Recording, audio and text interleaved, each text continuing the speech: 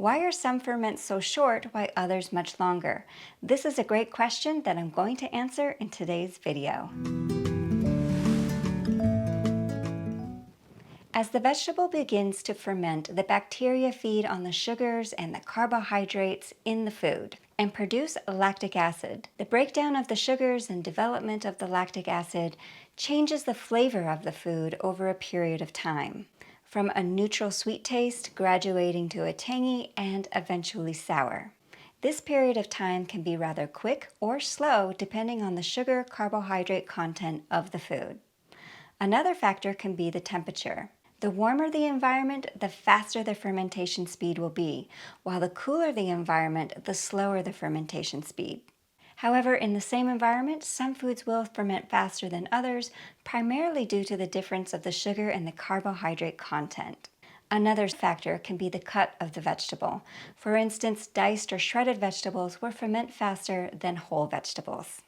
Examples of vegetables that ferment well long-term are cabbage, carrots, kale, radish, cauliflower, and broccoli.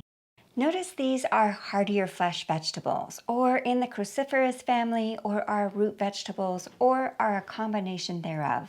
Examples of foods that are short-term ferments are fruit, bell peppers, diced tomatoes, like in fermented salsa for instance, oats, fermented milks, dairy or plant-based. Each of those lists are of course not exhaustive, just some examples to give you the idea. So what happens if a short-term ferment food is left long-term?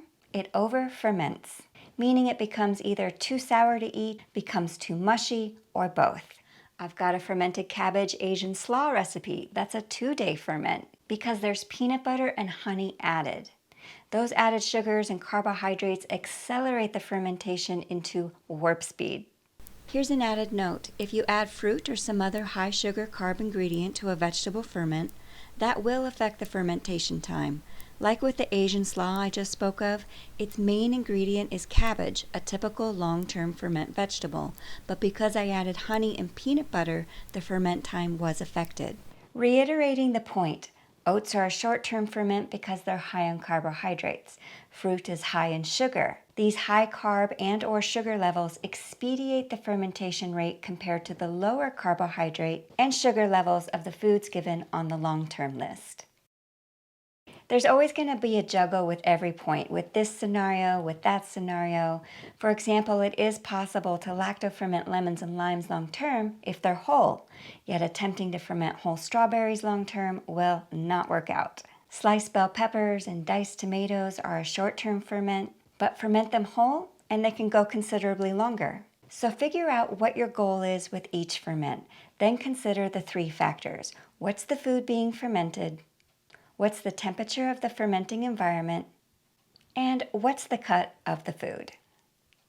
Now, how you know when a ferment is ready for eating is to taste it. While there's debate on the best fermentation length of time, lots of opinions in this department, truly the best time to move a ferment to cold storage is when it tastes good to the person who's going to be eating it. After all, what good is a ferment that you don't want to eat because it's too sour or mushy?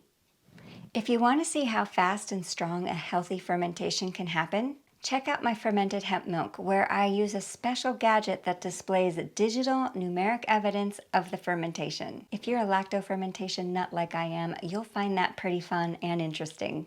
That video is right here. This is my traditional sauerkraut video, and that crazy delicious short-term fermented Asian slaw with peanut ginger dressing is right here. Hit that subscribe button, and I will see you next time. Bye.